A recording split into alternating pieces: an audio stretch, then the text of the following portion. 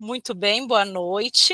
Vamos iniciar nossa aula síncrona hoje, do dia 3 de novembro, de práticas docentes para o ensino de grandezas e medidas.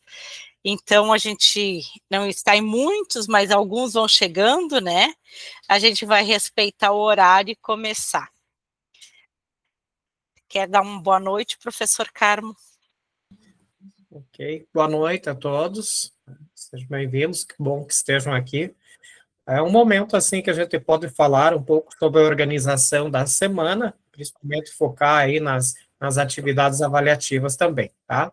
Então, passo já para a professora Silmara iniciar, depois eu tenho uma outra parte para enfatizar aqui. Estamos gravando? Sim, já estamos gravando, professor. Bom, nós estamos, então, na nossa terceira semana de aula de grandezas e medidas, né? Semana passada, a gente trabalhou com as medidas de comprimento, né? Com foco na história da matemática. E a gente, em função do feriado, né, da segunda-feira e terça-feira, que em algumas unidades nossas do IFAR foi feriado também, o professor Carmo deixou um vídeo, né, com a explanação do conteúdo. Então, nós não tivemos aula síncrona na semana passada. Nesta semana, então, a nossa aula síncrona vai trabalhar sobre unidades de medida de área ou superfície.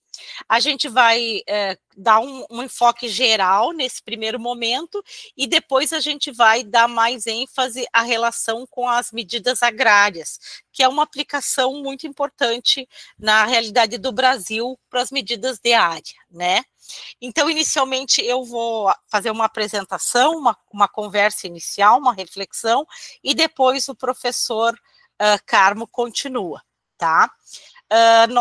Para lembrar também que nesta unidade, nesta semana, nós temos a nossa segunda atividade avaliativa, que aí no final do nosso encontro hoje, o professor Carmo vai dar uma explicação geral do que a gente espera que vocês façam nessa atividade avaliativa, tá? Eu vou começar, então, compartilhando a tela, para a gente, com aquele material que está ali na nossa sala, tá? Um dos materiais que está ali, e aí a gente vai comentar sobre esse material, tá? Eu não estou vendo vocês agora, então eu só tenho uma tela.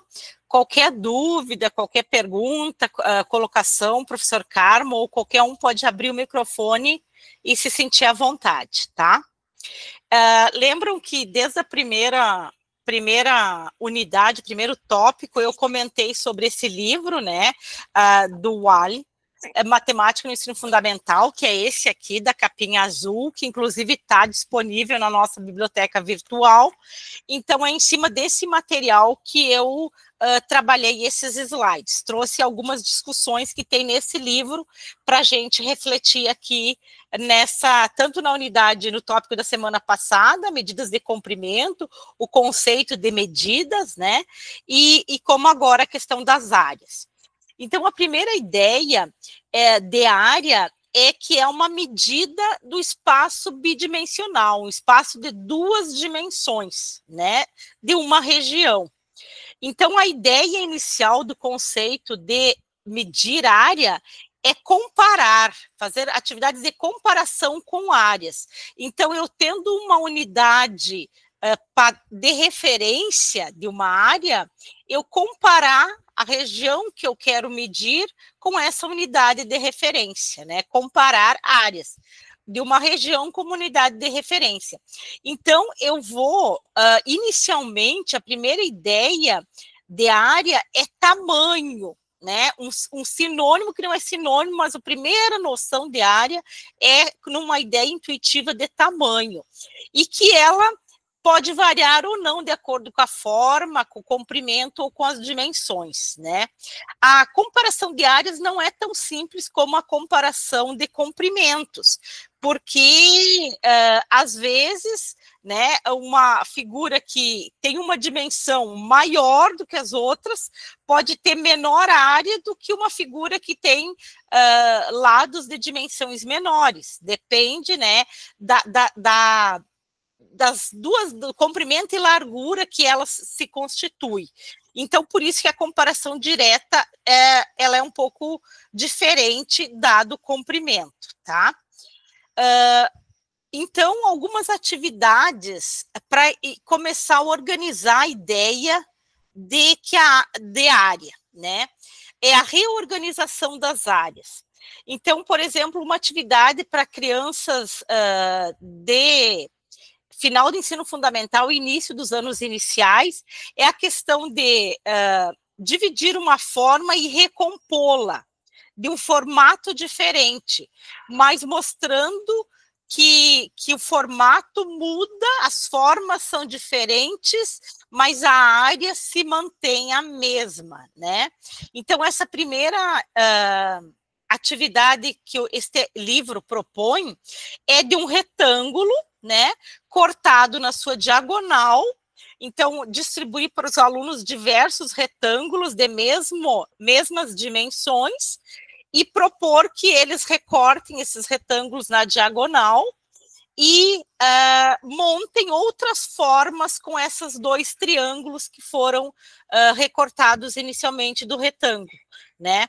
Então, todas essas formas que estão na figura 20.7 são diferentes formas de reorganizar a área do retângulo inicial.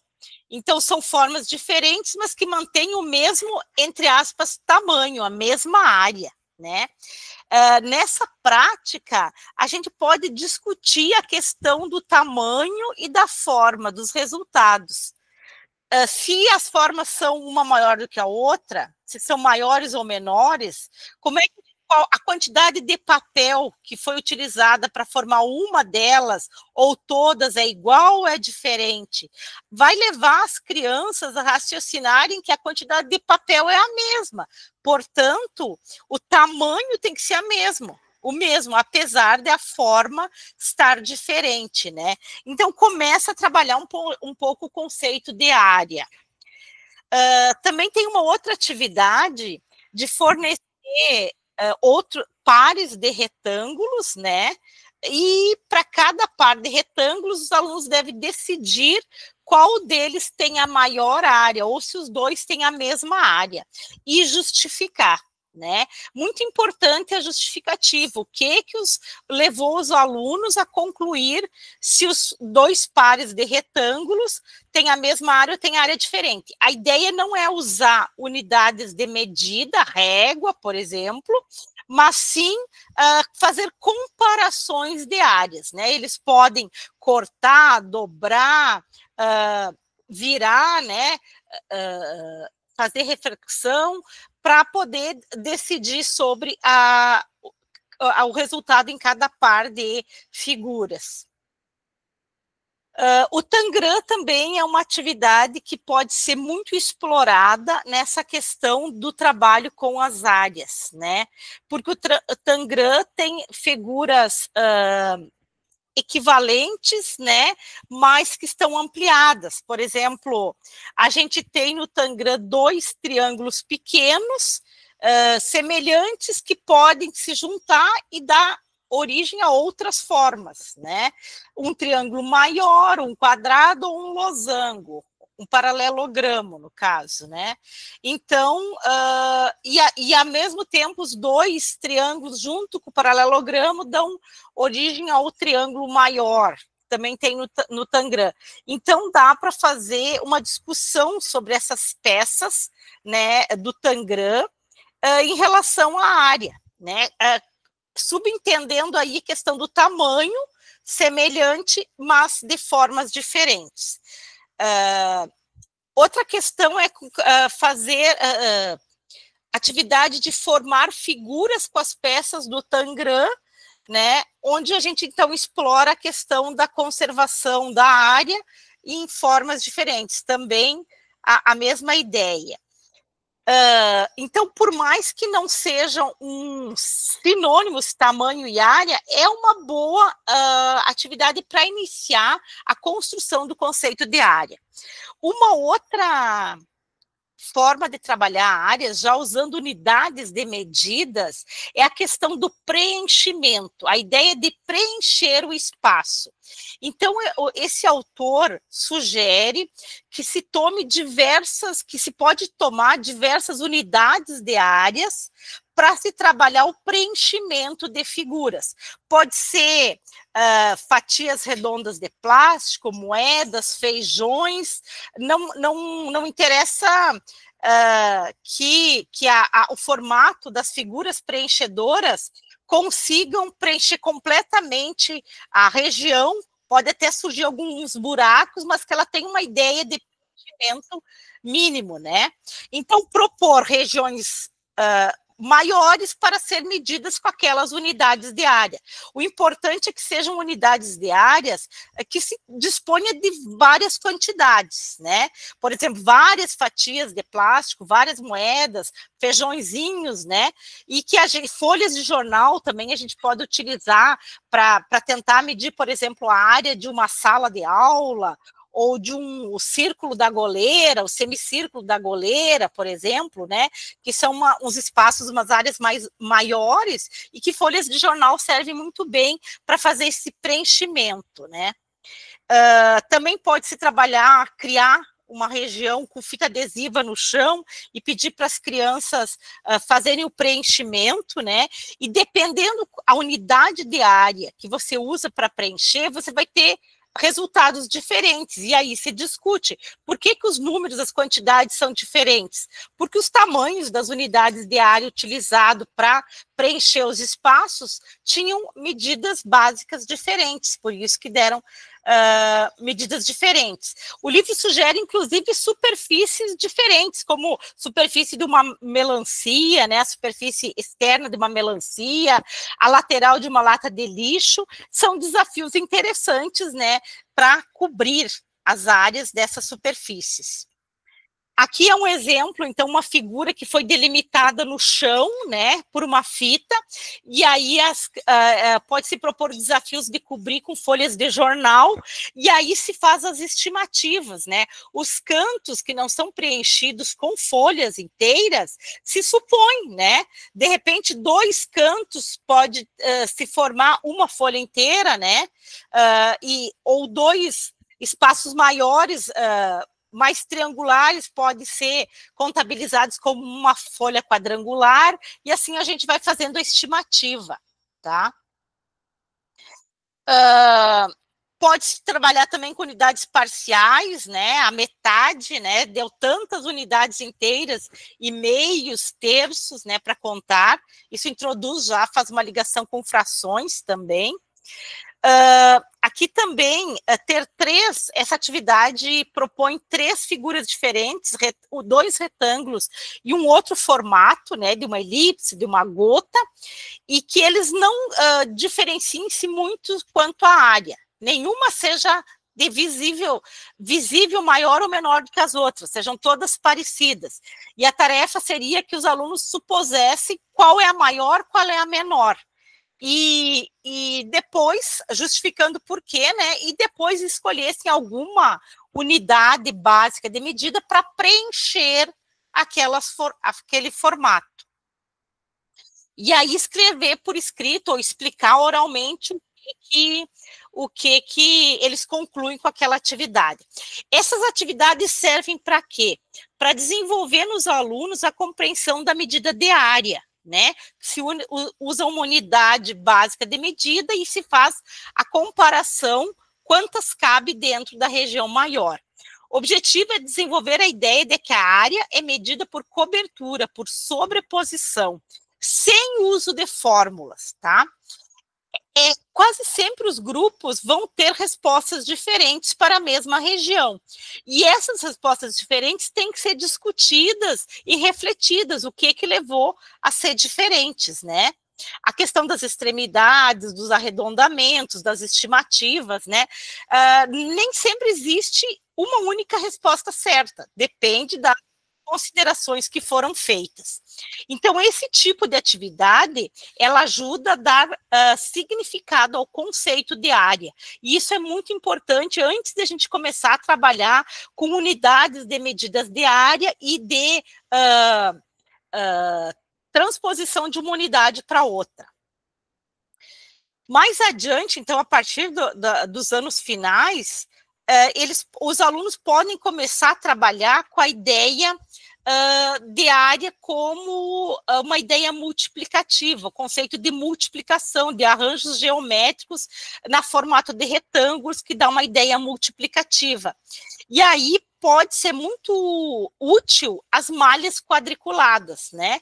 Malhas quadriculadas possibilitam com que a gente faça cálculos de áreas e começa a fazer a introdução de fórmulas, né?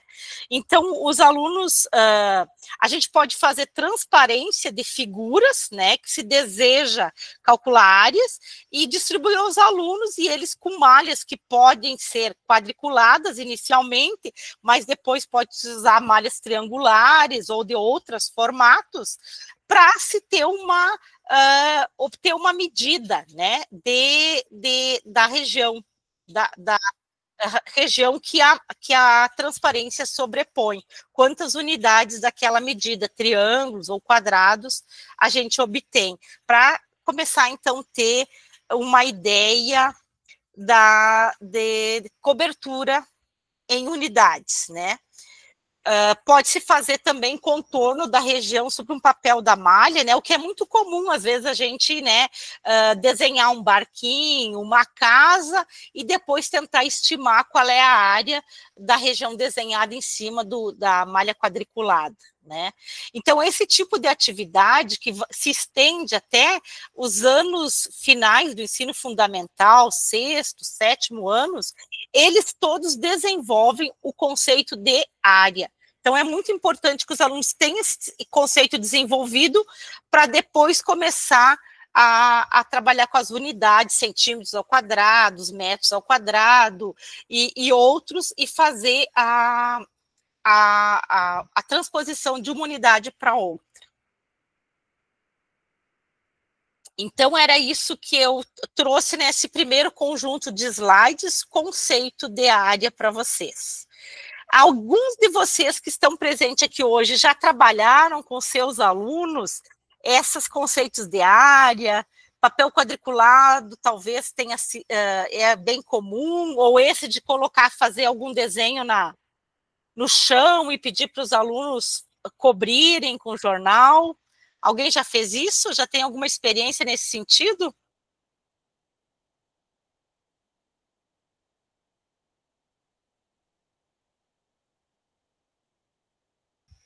Ninguém? Pode se sentir à vontade para falar, gente.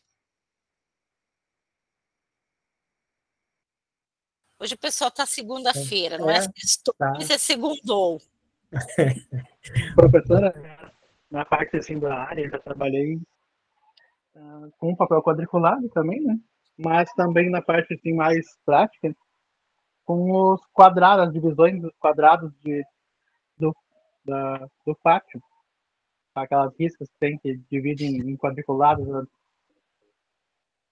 Para ver mais ou menos qual que era o tamanho da quadra, essa estimativa, assim. Né? Tu trabalhaste com que ano escolar, Cassiano?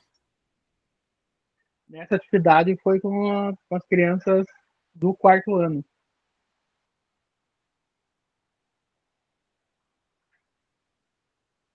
Muito bem, ótimo.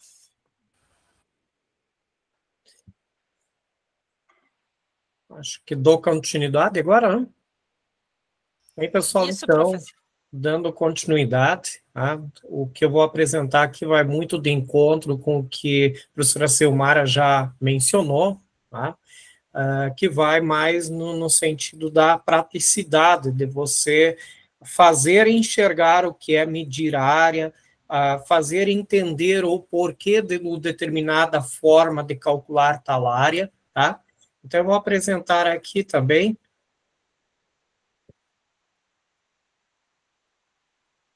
mas já vou adiantando, vou muito nesse viés do porquê, tá? Então, o material que eu organizei aqui é sobre unidades de medida de superfície com foco em medidas agrárias. Embora o foco seja medidas agrárias, eu entendi que eu precisava começar, de alguma forma, a fazer com que ficasse explícito o que é medir e como medir algumas áreas mais básicas, tá? Aqui eu coloquei essa como público-alvo, 7º ano, mas é algo que poderia ser perfeitamente adaptado para o 6º ano ou então 8º, 9º ano, tá? Acrescentei aqui o objetivo, as habilidades da BNCC relativas ao 7º ano, tá? Podem ver que todas têm ensino fundamental 07, tá? Mas vamos adiante, ser mais breves. Então, a proposta aqui, ela consiste, se não me engano, de 8 etapas. A primeira etapa seria um diálogo com os alunos acerca do que é medir área, tá? O que é medir área, ou se é necessário medir a área, em que situações do dia a dia a gente precisa, de fato, medir áreas, tá? E aí eu coloco aí como observações o que o professor tem que ter a fazer com que os alunos entendam que medir, então, medir uma área significa descobrir quanto espaço uma superfície ocupa. E aí também vamos de encontro com aquela ideia de comparar, assim como lá nas unidades de comprimento, tá? Mas comparar com unidades quadradas, unidades bidimensionais, normalmente quadradas, né? Quando a gente fala em unidades de medida, a gente costuma trabalhar com centímetros quadrados, metros quadrados, tá? Então, normalmente unidades quadradas. Então, a ideia de determinar quantas unidades quadradas cabem em determinado espaço, determinada superfície, tá? Não necessariamente uma figura. E essa atividade de medir, ela é essencial em várias atividades humanas do cotidiano, tá? Imagine aí construir uma casa, tá? Dimensionar a quantidade de tijolos, quantidade de areia, a quantidade de azulejos, tá? Ou mesmo na atividade agrícola, tá? Como saber a quantidade de sementes, insumos, tá? Então, ou a quantidade de mudas para reflorestar determinada área. Então, são contextos onde que a atividade de medir a área se faz necessária, tá? Aí, numa segunda etapa aqui, eu proponho uma atividade que eu chamei de área sem o uso de fórmulas. Aqui podendo ser com uma malha quadriculada. E aí vem bem aquela comentário da professora Silmara do barquinho, né? Então, só que aqui nesse barquinho aqui eu propus, por exemplo, que se medisse a área, tá, sem o uso de fórmulas, é óbvio, em unidades quadradas, supondo que cada quadrado destes da malha seria uma unidade de área, tá? Aí, por exemplo, na letra B, a área do triângulo HIJ. Então, já vai da questão também de localizar, né? Você tem aqui o triângulo H e J, é esse o triângulo. Como é que eu vou medir quantas unidades de área cabem nele? Tá? Você só vê aqui 2 inteiras. Tá? Mas se você prestar atenção, esse terceiro quadrado, tá? Quadradinho aqui, ele se complementa com essa parte aqui. E o último, o quarto quadradinho, ele se complementa com este outro. Tá? Então, se você observar isso, você vai se dar conta, não, esse triângulo, de fato, tem 4 unidades quadradas de área. Ok? Da mesma forma, poderia ser pensado aqui com o trapézio. Então, seria uma atividade que é essencial num primeiro momento, antes de se partir para a questão de formalismo, de fórmulas, né, que é a questão de generalizar o cálculo da área. É importante que se trabalhe ou com malhas quadriculadas, ou talvez construir um metro quadrado e propor a medição de partes do piso ou partes lá de uma quadra de esportes, usando esse metro quadrado confeccionado. Tá? Propõe aqui numa terceira etapa uma situação envolvendo área e perímetro, que também vai muito de encontro com o que a professora Selmara falou em relação a um retângulo muito comprido, tá? E talvez ele tenha a área bem menor do que um quadrado ali, ou um retângulo mais próximo das dimensões de um quadrado. Aqui, eu trago a situação de que Marcos vai montar uma horta em formato retangular no quintal. E ele possui 24 metros de cerca para delimitar essa horta. E aí o questionamento é, quais devem ser as dimensões ideais dessa horta para que ela consiga aproveitar o maior espaço possível para o plantio? É óbvio que, admitindo-se que exista esse espaço, né? Então, uma primeira atividade que pode ser feita é que os alunos levantem diferentes hipóteses para as dimensões dessa horta. Tá? Como são 24 metros de cerca, é óbvio como o semiperímetro vai ser 12, então você vai ter que ter medidas de comprimento e largura que somem 12, tá? Que é a metade do perímetro. Então, aqui você pode ter, por exemplo, um retângulo de 1 por 11, de 2 por 10, 3 por 9, 4 por 8, 5 por 7, 6 por 6, que são retângulos diferentes, em que todos eles, o semiperímetro mede 12, automaticamente o perímetro, que é o contorno onde que vai ser disposta a cerca, vão ser 24 metros. Agora, se você observar a área de cada um deles, você vai perceber que as áreas variam bastante. Tá? O perímetro é o mesmo, vai ser 24 metros, mas a área ela varia bastante. E a área ela tende a ser maior naquele retângulo que se aproxima mais do quadrado. Na realidade, o quadrado seria aqui a resposta. As dimensões para a horta ideais seriam 6 por 6. E aí você vê, lógico, você vai ter um questionamento do aluno. Ah, professor, mas não falou retângulo? Sim, todo quadrado é um retângulo. Tá? E aí a questão de conceitos também, né? O que é um retângulo? O que é um quadrado? Tá? Quadrado pressupõe-se a existência de 4 ângulos retos e 4 lados com a mesma medida. Tá? E enquanto que retângulo, você também pressupõe que tenha os 4 ângulos retos, mas apenas os lados opostos com a mesma medida. De modo que todo quadrado é um retângulo, mas nem todo retângulo é um quadrado. Então, eu coloco essa observação aqui. Tá? Isso aí certamente vai ser um questionamento que vai aparecer perante os alunos, porque a parte conceitual normalmente é muito frágil. Tá? A gente tem por experiência, assim, a parte conceitual muitas vezes é muito frágil, porque muitas vezes se pensa que matemática é simplesmente fazer contas. E não, você precisa se apropriar de certos conceitos, tá? Mesmo para fazer sentido. Tá?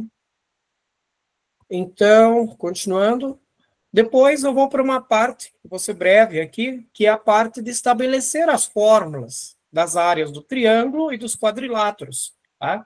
Que são aqui as regiões poligonais planas mais simples. Tá?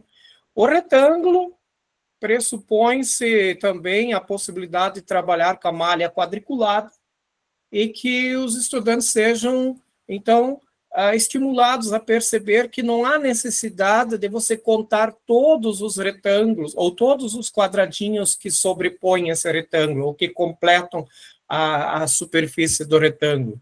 E sim, basta contar quantos tem no comprimento e quantos há na largura, tá? Ou base vezes altura. Tá?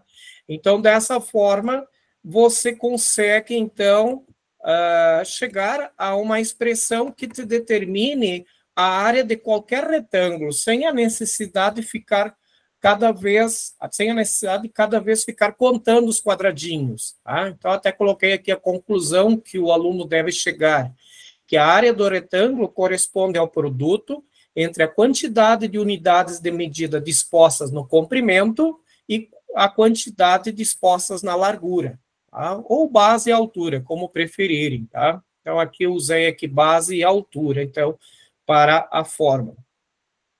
Já para a área do triângulo, você pode aproveitar até a mesma malha lá do retângulo e solicitar que o aluno escolha um ponto sobre o segmento AD, de modo a construir um triângulo com os outros vértices do lado oposto.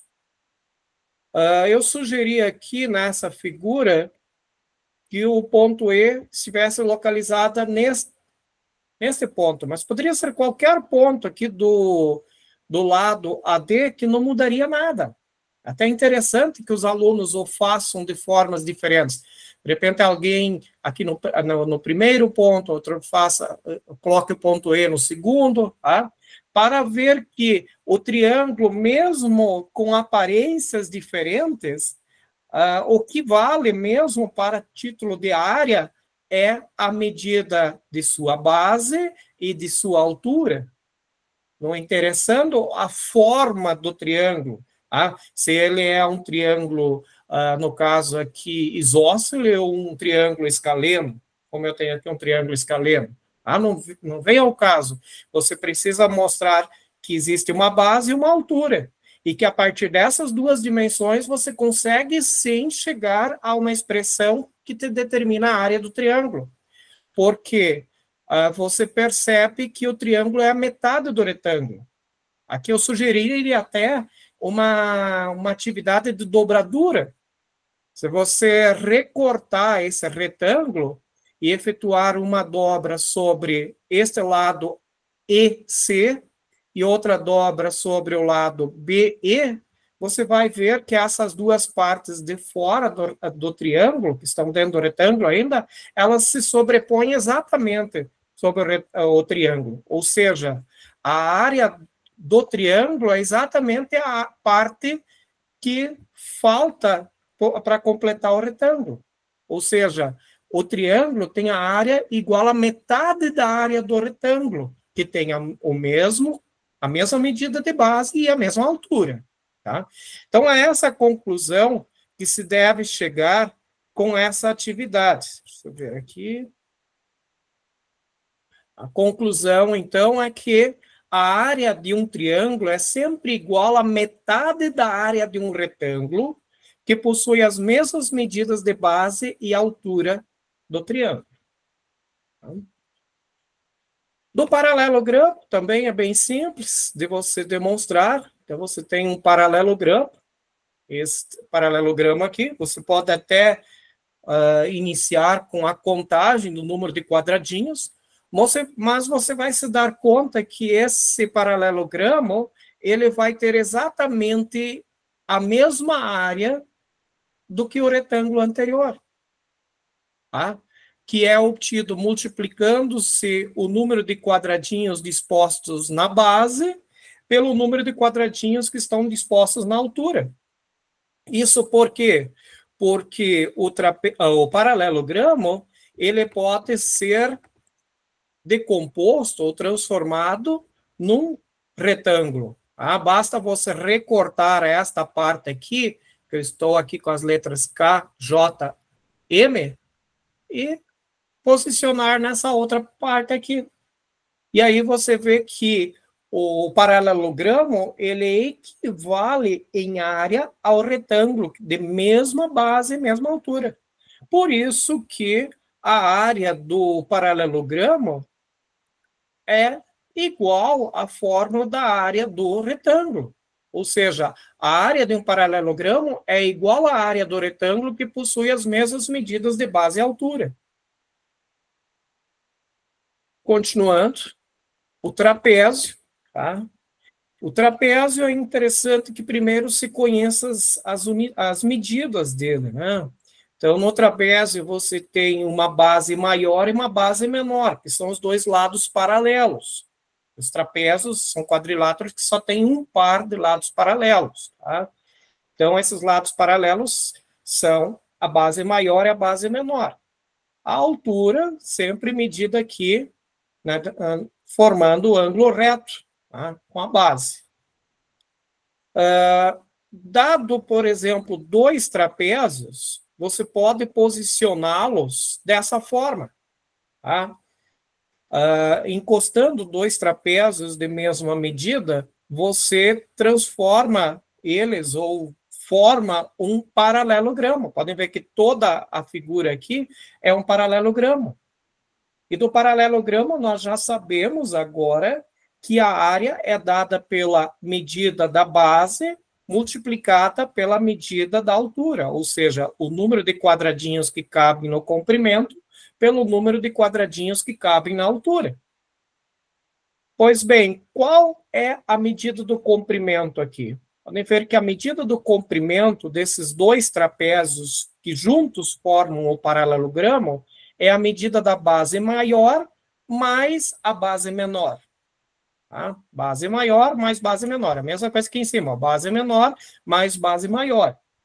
A altura do paralelogramo é igual à altura do trapézio. Então, você deve chegar à conclusão que a área do trapézio é igual à metade desse paralelogramo, que se constitui, tá, de forma que a base é igual à soma das medidas das duas bases do trapézio, ou seja, a base maior mais a base menor, e a altura é a mesma. Tá? Então, a área do trapézio é a metade da área de todo o paralelogramo. Por isso, a área do trapézio é a base maior mais a base menor dividido por 2, tá? Vezes a altura. Tá?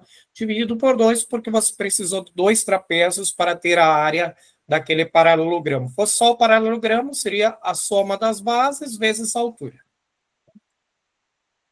No losango também é bastante simples você convencer o aluno a enxergar, ou fazer com que o aluno enxergue uma fórmula para o cálculo de sua área. Tá? Basta você mostrar o losango aqui, né? O losango, ele também tem os quatro lados com a mesma medida, mas, diferentemente do quadrado, ele não necessariamente tem ângulos retos. Tá? Por exemplo, esse losango aqui, ele tem os quatro lados com a mesma medida, mas o que ele difere ele de um quadrado é que ele não tem os ângulos retos. Tá? Então, veja, o que é um quadrado? É um quadrilátero com quatro lados iguais. Não, está errado. Não está completo. Porque se você me diz que é um quadrilátero com quatro lados iguais, com a mesma medida, eu posso estar me referindo ao losango, e não ao quadrado. Tá? Então, sempre a questão da medida dos lados e o ângulo e dos ângulos tem que andar junto no conceito. Tá? Aqui, para a demonstração da área do losango, a ideia é solicitar que os alunos construam um retângulo em torno do losango, tá? E esse retângulo com as menores medidas possíveis. E aí eles vão perceber que as menores medidas possíveis são o comprimento igual à diagonal maior desse losango e a altura do retângulo vai ser igual à medida da diagonal menor desse losango. De modo que a área do losango sempre é a metade da área do retângulo que possui as dimensões iguais às medidas das diagonais do losango. Por isso, diagonal maior vezes diagonal menor dividido por 2, porque o losango tem exatamente a metade da área desse retângulo. E aqui, novamente, você poderia não só contar os quadradinhos para provar que o losango tem a metade da área do retângulo. Você poderia, novamente, usar da dobradura. Né? Se você dobrar todos esses vértices do retângulo, tá? Fazer a dobradura de modo a ela ficar sobre os lados do losango, você vai ver que as partes de fora se sobrepõem exatamente sobre o losango. Então, fica fácil de você mostrar que a parte externa aqui é exatamente igual à parte interna, em questão de área, né? Falamos dos principais polígonos, né? Tem segmentos retos, figura fechada com segmentos retos. Vamos também abordar rapidamente a questão do círculo. E quando falo círculo, eu entendo que é uma superfície. Tá? Circunferência é só o contorno. Tá? Não confunda esses conceitos. Quando eu falo em área, a área do círculo. Circunferência não possui área. Circunferência é apenas uma linha, um contorno. Tá? Então, como é que você poderia fazer com que os alunos chegassem a uma fórmula, ou pelo menos entendessem da onde surge uma fórmula para o cálculo da área de um círculo? Bem, primeiro é necessário entender da onde que vem a fórmula da circunferência.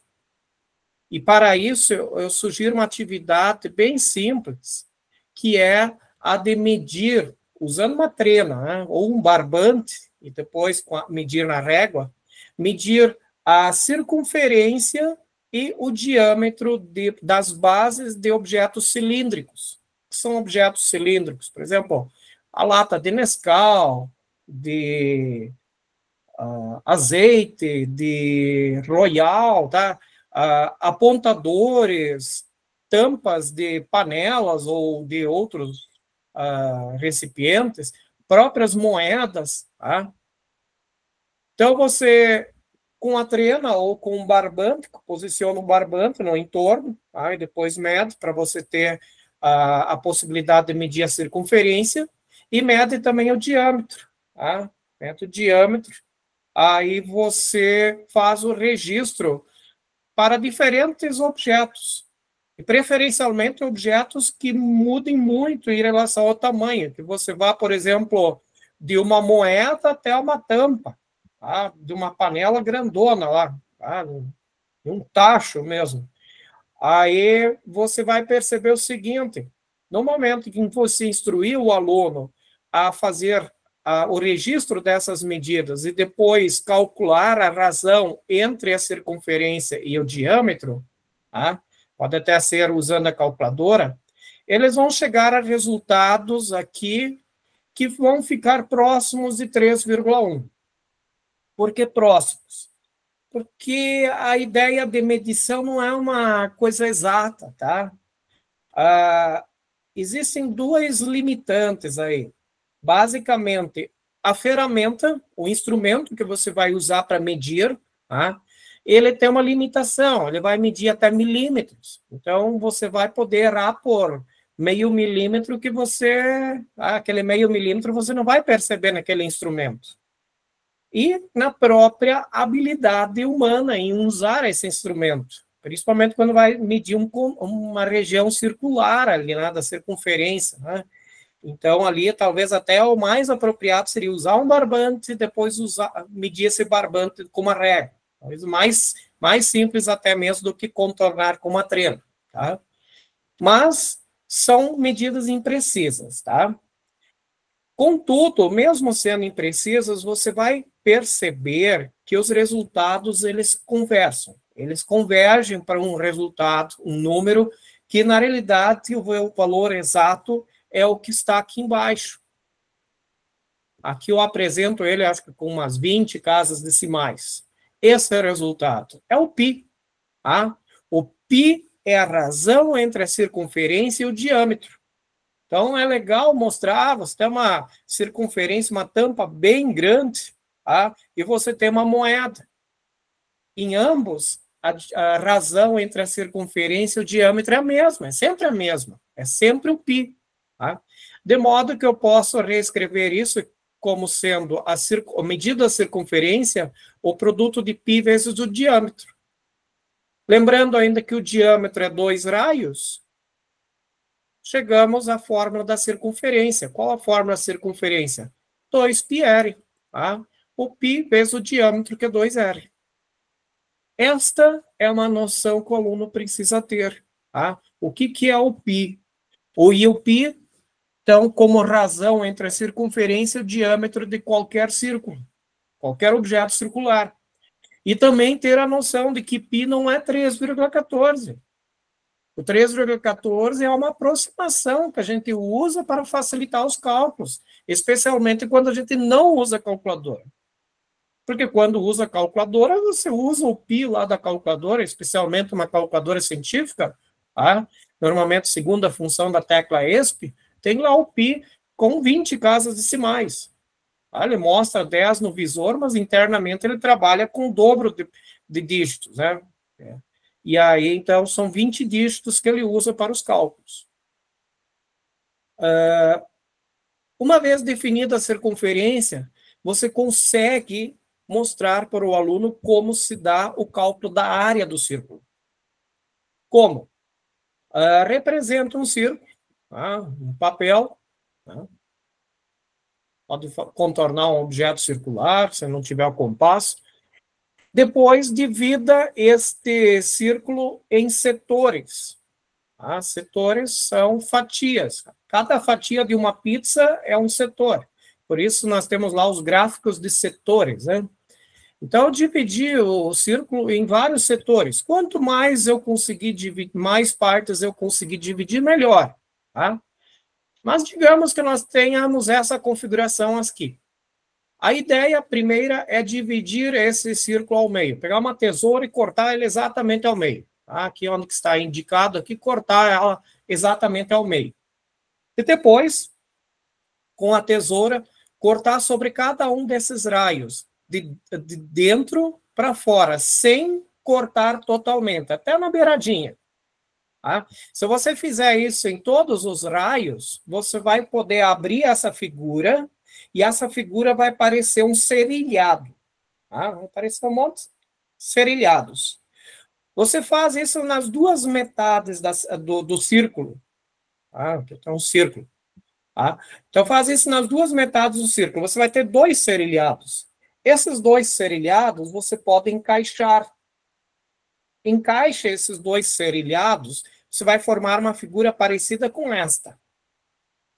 Essa figura aqui lembra muito um paralelogramo. Por vezes um retângulo, mas mais um paralelogramo. Tá? Este paralelogramo vai ter como a medida da altura o raio do círculo. A altura é o raio. E o comprimento, ou a base desse paralelogramo, é a metade da circunferência. Lembram que eu peguei o círculo e dividi ao meio. Então, eu tenho a metade do contorno, a metade da circunferência. Se acabamos de ver que a circunferência toda é 2πr, então a metade é 1πr. E aí, montamos um paralelogramo de πr por r. Paralelogramo é só multiplicar base por altura, de modo que πr vezes r, nós vamos ter πr ao quadrado, a fórmula da área do círculo. Tá? Então, nós temos a área da circunferência, que é a medida do contorno, e aqui a área do círculo. Circunferência é uma medida de comprimento, e aqui a área do círculo, então, medida de área. Bem, isso é importante. Aí vejam que é simples, são atividades simples de fazer. Não é nada complexo. Mas é daqui que você traz a significação para o aluno. Não adianta você ter lá no quadro πr ao quadrado, se o aluno não sabe de que contexto que surgiu isso, nem sabe o que é o π. Feito isso, eu tenho uma outra etapa que seria reconhecer o metro quadrado, já entrando na ideia de unidade de medida, porque até então medimos área sem fórmula, estipulamos as fórmulas, e agora a questão das unidades. Tá? A unidade, talvez, melhor para se iniciar um trabalho seja, de fato, o metro quadrado. Então, você começar a construção no papel pardo, de um quadrado de 1 metro por 1 metro. Para se ter a noção do que é 1 metro quadrado. Você pode até propor para o aluno usar esse metro quadrado para medir algumas áreas, algumas superfícies aí da escola. Tá? Depois, adentramos na questão das mudanças de unidades. E aí, novamente, as malhas quadriculadas podem auxiliar muito o professor. Tá? Quando você converte, por exemplo, de metro quadrado para decímetro quadrado, você tem que lembrar que o decímetro são 10 centímetros. Então, num metro cabem quantos decímetros? Num metro cabem 10 decímetros. Então, cabem 10 no comprimento e cabem 10 na largura, na altura. De modo que quantos decímetros quadrados você pode desenhar dentro de um metro quadrado? 100. São 10 vezes 10. Então, aqui até sugeri que aquele metro quadrado que foi construído no papel pardo, que ele fosse utilizado para construir sobre ele as divisões dos decímetros quadrados. Então, você vai ter 10 quadradinhos no comprimento, 10 quadradinhos na altura, num total de 100 quadradinhos. E aí você mostra para o aluno que, de fato, um metro quadrado são 100 decímetros quadrados. O mesmo você pode fazer aí com a relação metro para centímetro, tá? Metro quadrado para centímetro quadrado. Lembre que um metro tem 100 centímetros. Então, 100 vezes 100, 10 mil. Então, um metro quadrado são 10 mil centímetros quadrados. Você trabalhando com essa lógica, perceba que aquela ideia aquela tabela que vocês tinham lá, quilômetro, hectômetro, decâmetro, metro, decímetro, centímetro, milímetro, e preenchendo com zeros, não se faz necessário.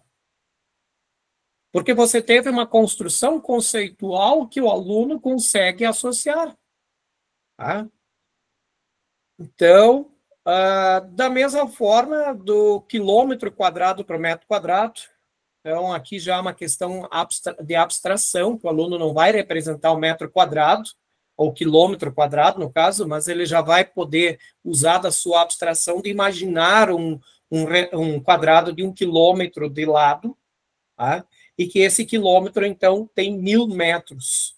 Então, 1000 metros no comprimento, 1000 metros na largura, 1000 vezes 1000, 1 milhão de metros quadrados. Isso é 1 quilômetro quadrado.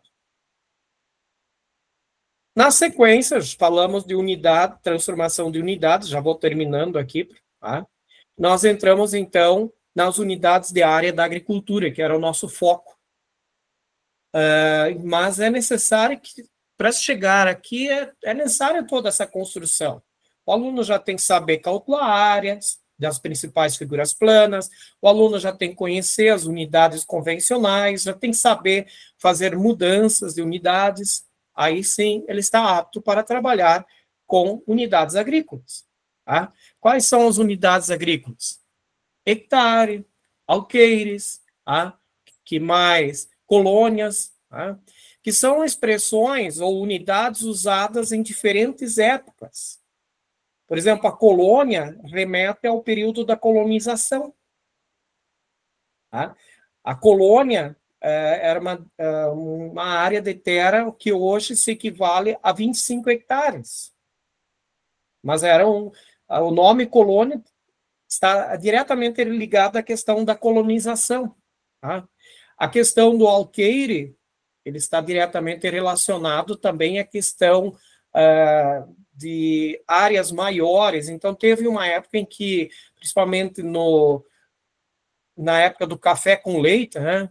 Se fala muito, a produção do café em São Paulo, a produção leiteira em Minas Gerais, e eram ainda propriedades maiores, então o hectare não fazia muito sentido naquele contexto, porque era uma unidade menor, então se usava unidades maiores. Tá?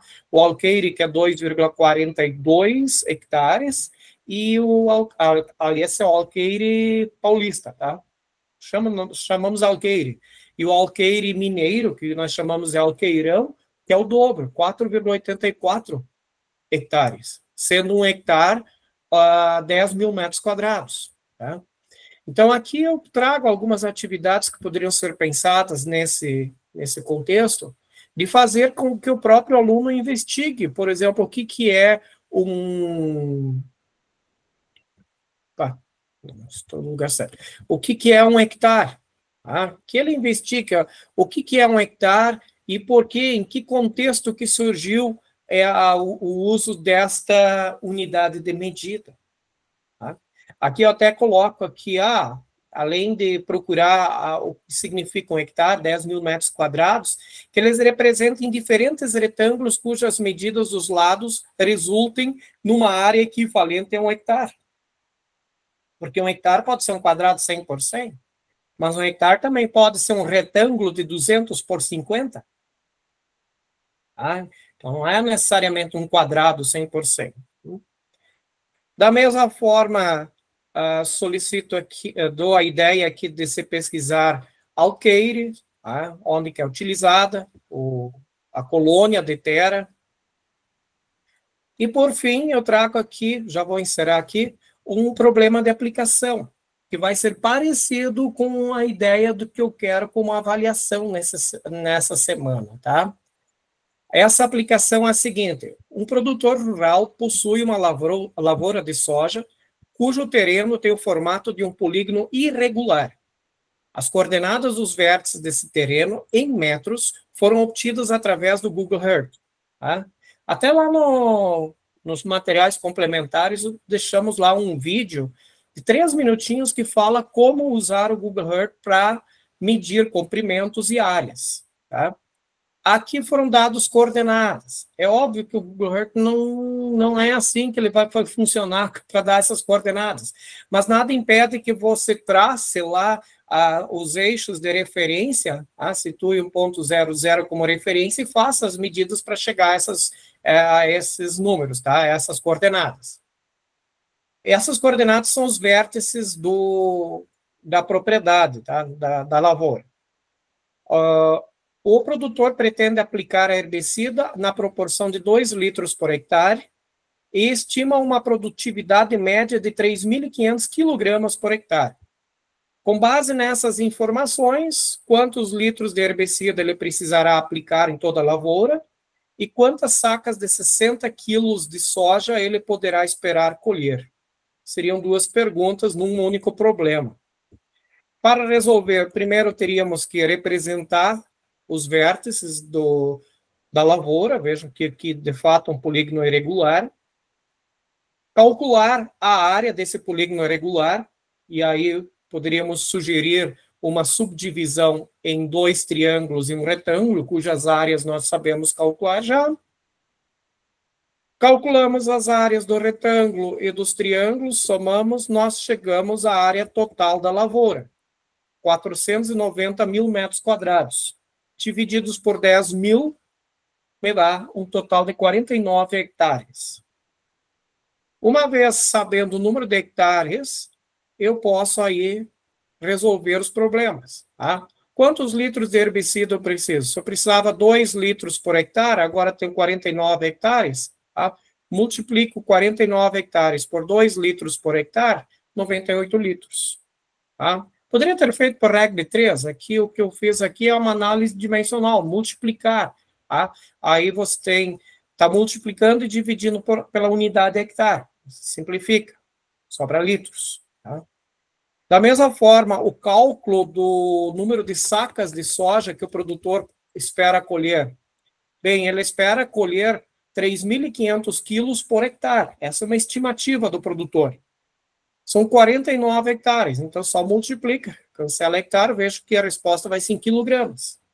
3.500 vezes 49 dá 171.500. Então ele espera produzir 171.500 quilogramas. Vezes uma saca, que corresponde a 60 quilos.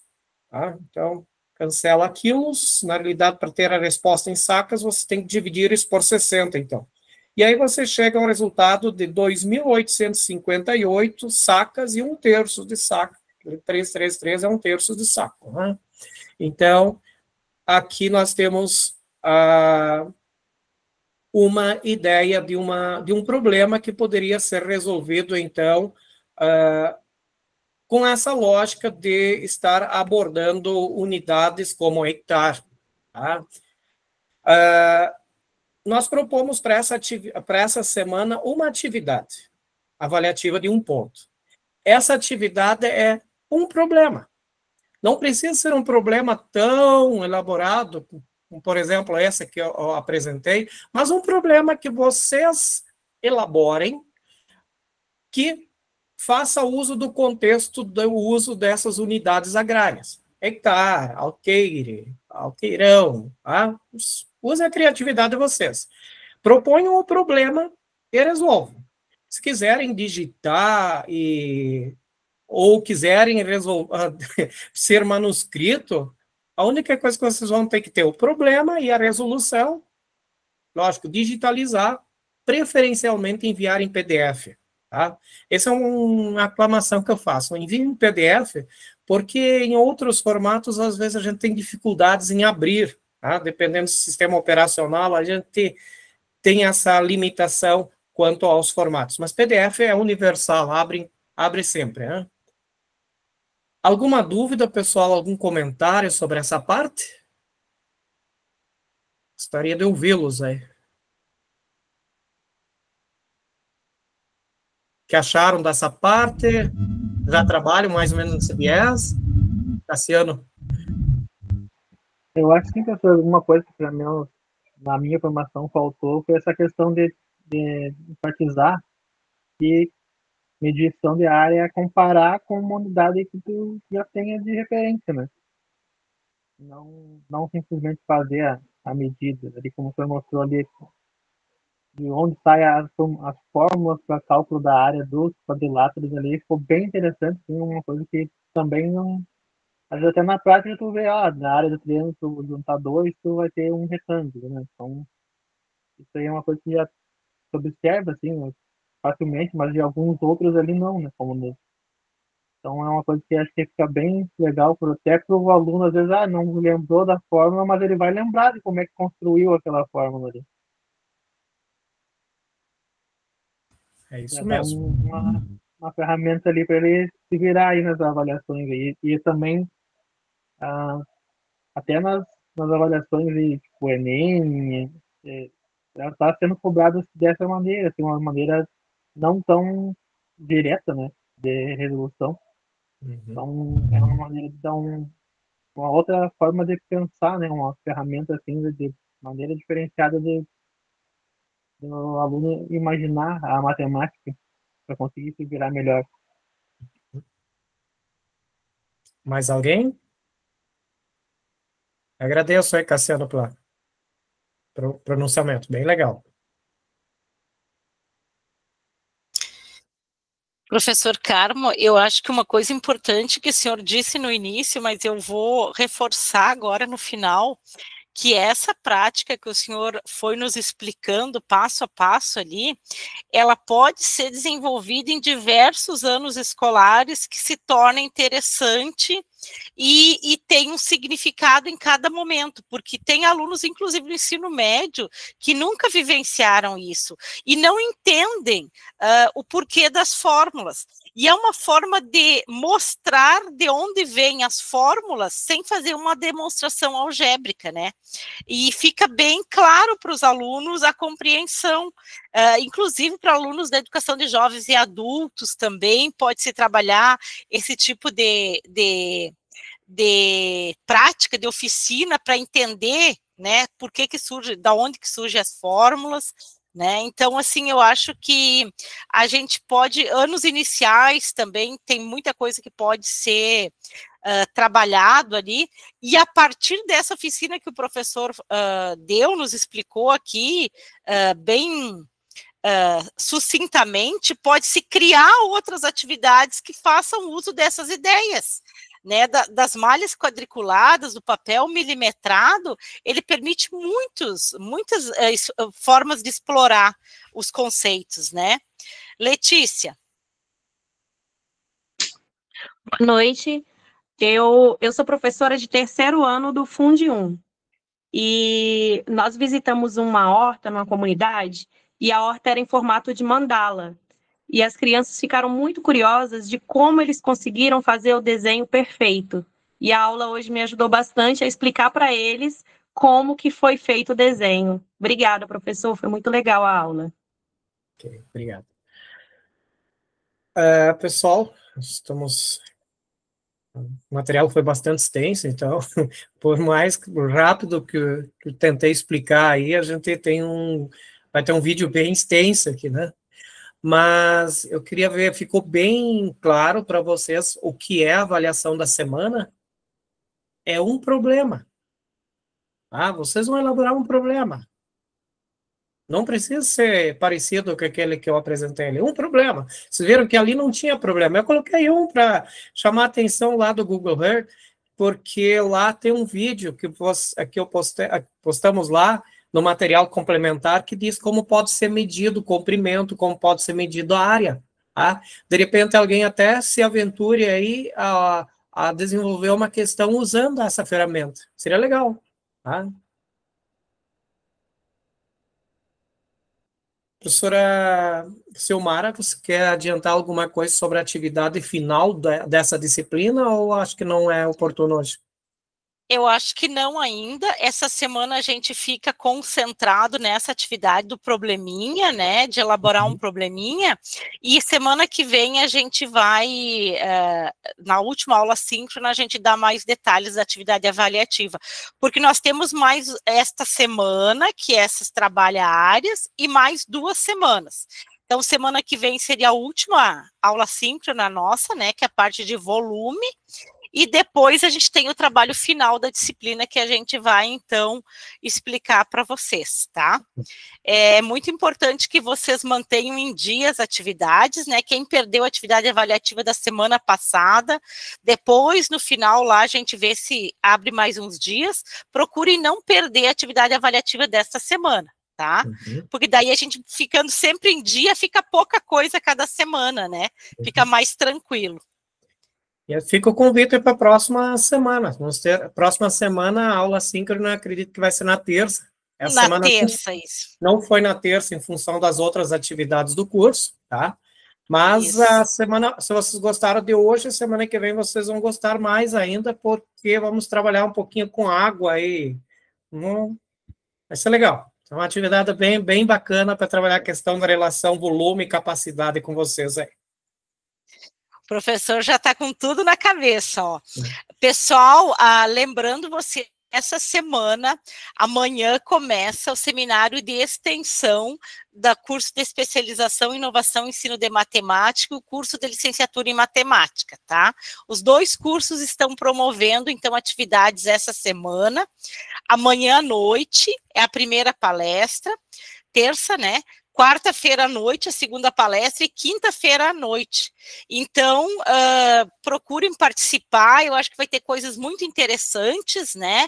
E as inscrições, já tem um link para inscrições, os tutores presenciais devem estar divulgando já no grupo dos polos, né, para vocês. Então, quem puder participar, mesmo que não puder participar de todas as noites, né, ou às vezes chega um pouquinho atrasado, participe daquele pedaço que der para participar, porque tudo são informações que vêm somar ao nosso conhecimento, tá? A gente buscou, assim, pessoas que trouxessem coisas novas, coisas interessantes para a gente, então procurem participar. A gente se vê amanhã, nós também, à medida do possível, vamos estar presentes nas atividades, tá? Eu vou, então, agradecer a presença e vou finalizar a gravação de hoje, da aula de hoje.